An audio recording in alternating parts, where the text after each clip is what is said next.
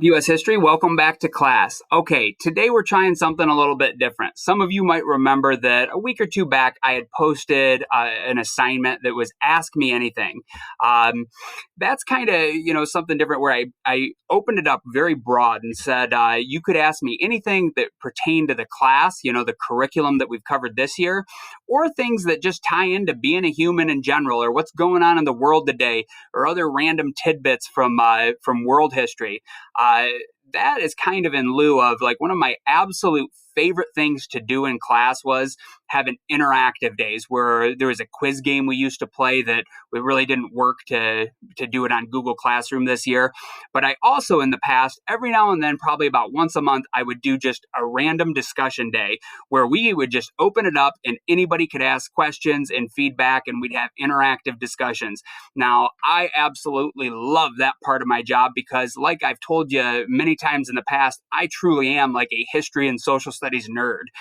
Even if I wasn't a history teacher, I would still be reading books and watching documentaries and learning about history because I'm just intrigued on it. And I really love everything within the whole broad like scope of social studies and government and human psychology and that kind of stuff.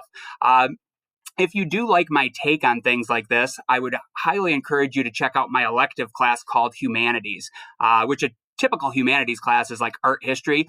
I don't really do any art history in it. It's a lot of just random social studies topics and life advice and covering different things that impact being a human in the world today. Now, I had in each hour, a handful of students posted some good questions to me on that Ask Me Anything post. And I did say if you asked a quality question, I would do my best to cover them in some upcoming recordings. And if I end up choosing your question to profile, I will award you some extra credit points. So I ended up getting enough in that, if I went through and tried to answer all of the questions in one video, it would probably be like an hour and a half or 2 hour long video. And I didn't want to put you guys through that because I'm guessing hardly anybody would watch a video that's that long, even if it was kind of some interesting questions and discussion. So I've decided that what I'll do is I've made a master list of all of the questions that I'd been asked up to this point, and I'm going to release a series of videos over the last little bit of Q4. And in each one, I'm going to profile about 3 to 5 of the different student questions. So next time around, I won't do an intro to it like this. I'll just get right into the questions. Now, some of these I might tie in some daily assignment or lesson or a Q&A. For this one, there's no assignment or anything attached to it, but I hope some of you will watch this video and maybe get something out of it. Also, when I go to the questions that I've been asked, the ones that I'm profiling, I'll give a shout out to the student that asked it, say which class period they're in, and then I'll sum up their question and just kind of give you my response or my thoughts on it. So first one, this one, it was not quite what I was expecting, but I think it's a good question and one that's pretty relevant to all of you. So I'll start with it, and the answer will be pretty short and sweet. Selena Ortiz from my 6th-hour U.S. history class asked me, which hours have exams? Good question that is going to be pretty relevant to all of you in the very near future.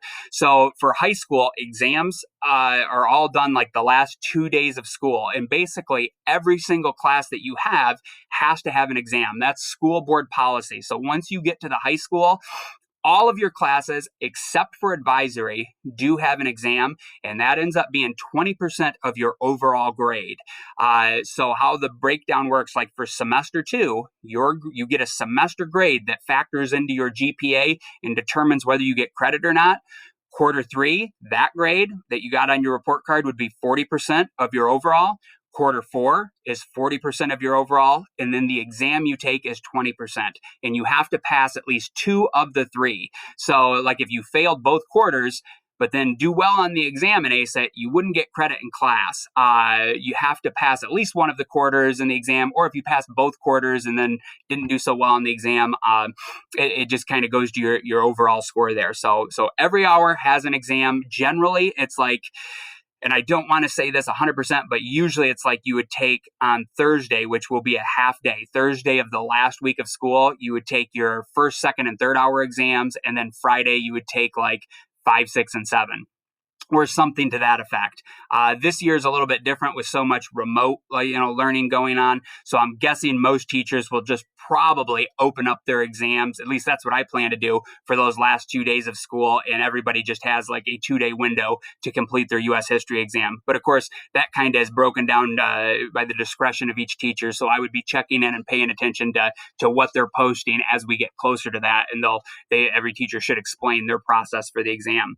Next question I had gotten was from Tegan Smith out of my 7th hour U.S. history class. She said, "What is your favorite topic to cover and why?" Interesting question. And from a U.S. history teacher's perspective, I actually have a lot of topics that I really, really enjoy to cover. But I think over time, over the last 15, 16 years of covering this class, that has changed throughout my teaching experience. Now, I would say if you asked me that, like, my answer probably 5 or 10 years ago would have been different. But currently, I think my favorite topic to cover is actually World War I. My reasoning for it is, for one, that's a very interesting conflict. It's kind of the first war where modern technology is being used in it, and everybody's trying to figure it out. Also, I think trench warfare seems especially horrible in the no man's land. Seems like it's a very tragic war that a lot of guys needlessly suffered. And it's a bizarre war, too, whereas, World War II, the Korean War, Vietnam, they have very different feels from World War I that was basically a stalemate for years and years and years. So I really have started to like covering World War I. And another thing that really makes it special to me is I get a lot of kids that come into class and they know a little bit about World War II. Usually everybody knows some World War II stuff. And usually a lot of kids, maybe not everybody, but a lot know something about like the Vietnam War. Hardly anybody knows anything about World War I. And for the vast majority of, the high school students that I get in class, that's pretty new material for most of you. So that makes it fun too, that it's like kind of your first time learning about it. And it's often said that World War I is kind of like a forgotten war in American history, that it happened so long ago and then it gets overshadowed by World War II that we just don't focus on it that much. But I think it's super important, and I think there's a direct line between World War I and World War II, and somewhere in the future they might just look at it and just say it's the World War period and it's two parts of the same conflict. So good question, Tegan. Thanks for that one. And I guess currently World War I would be my top topic to cover, or at least personal favorite. Next question I have, also from 7th hour, Justin Schultz asked me, did Hitler escape to South America after World War II?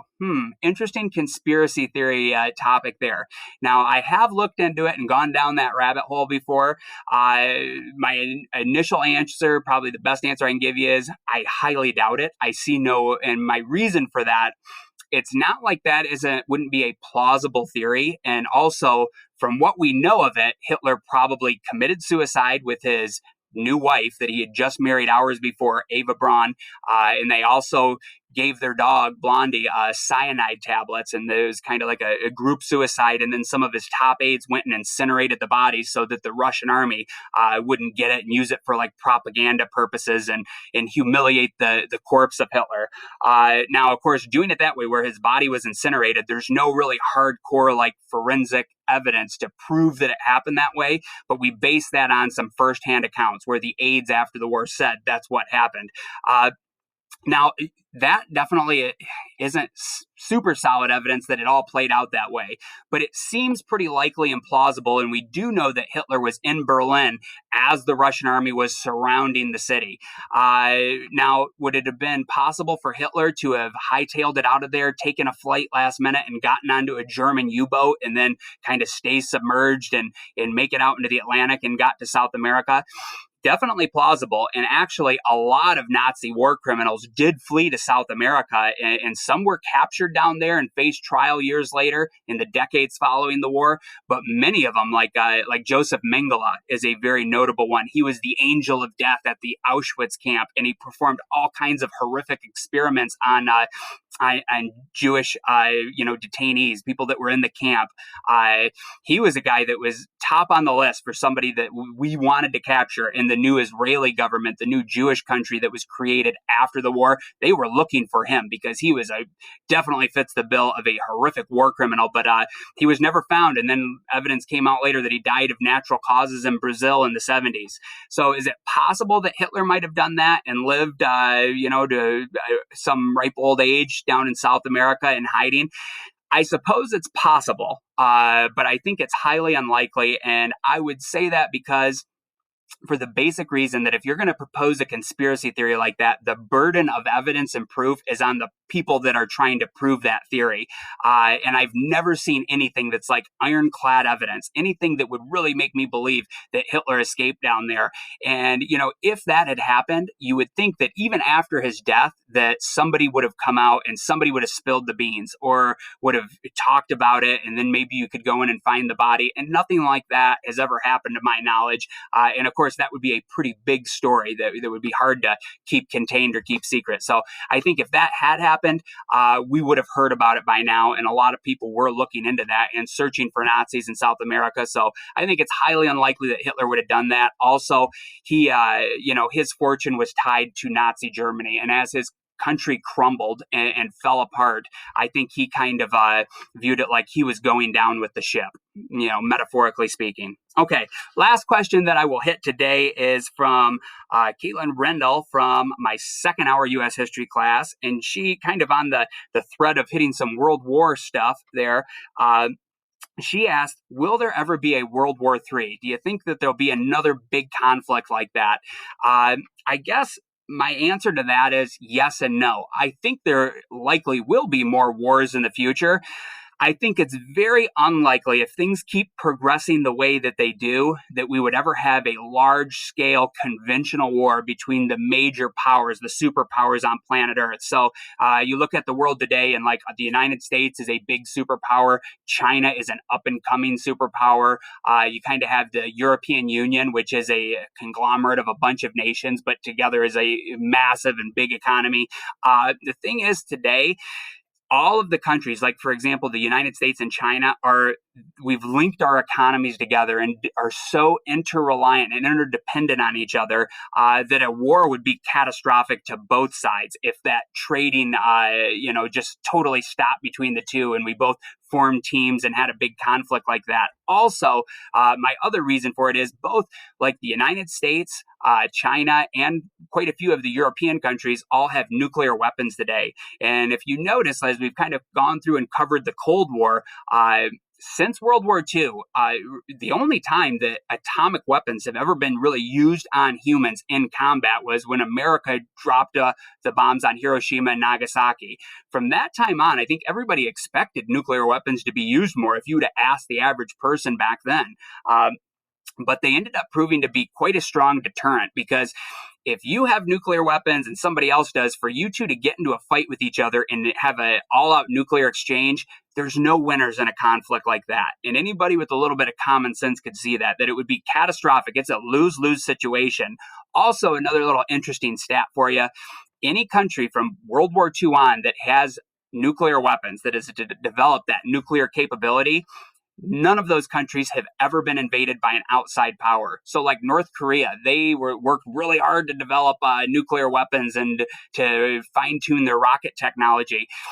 A lot of people were worried that they were going to fire rockets and like attack the United States or try to nuke Hawaii. I think that is highly unlikely because if they did, they know for sure that within 48 hours, America is going to wipe out their regime and invade, and that'll be the end of the North Korean government.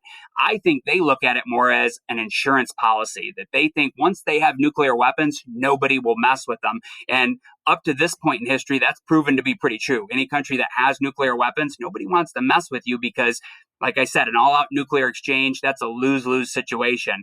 Now, is it possible that there'll be some other conflicts like the next emanation and a new style of a world war? I think that's kind of likely. I actually feel like we've entered a new Cold War phase where the United States and China are becoming increasingly adversarial. I highly doubt it'll ever get to the point of being a hot war where it's an open conflict. But you never know. It is possible. But now in this modern age with technology, I think it's way more likely that most conflicts will be more covert and Cold War style and not open hostilities where you're firing rockets and landing, troops and tanks on the ground. I think that's pretty unlikely. And I think wars of the future will be more like if two powers do go to war with each other, it'll probably be a lot of covert stuff where you're trying to sabotage the other side's electric grids or take out their satellites or do things like that would really cramp the way that they run the infrastructure of their country. Now, is it possible that something like that could develop into a hot war or a nuclear exchange? Well, anything's possible. So you can't really definitively answer that question. But my take would be there won't be a conventional World War III. And we're quite a long ways past World War I and World War II. So I don't think there'll be spillover and be a world war in that style again. I think future conflicts will look a lot different, and it'll be a lot more SEAL Team 6 going in and doing quick strikes and taking out a target or hitting, somebody's power grid or something like that, and probably not big conventional ground armies landing and invading another power. So that'll wrap it up for the first Ask Me Anything session. I'll probably be releasing another one in the near future where I'll hit some other questions. So if you did ask me a good question, I would have responded to you on the post by now. If I responded to you and said it was a good question, I liked it, I'm going to try my best to cover it in a video. And then in some of the future ones, I might be tying in some either journal entries or Q&A type assignments. So stay tuned to these. I hope you're watching them. I hope you found it interesting. And this is the best we can do in lieu of traditional discussion days where we're actually talking about like stuff like this face to face. So hopefully you enjoyed it. Some more of these to follow that'll probably tie into assignments, and I also plan to release some Taluki life advice stuff before I let you go at the end of the year. So take care. Have a good afternoon.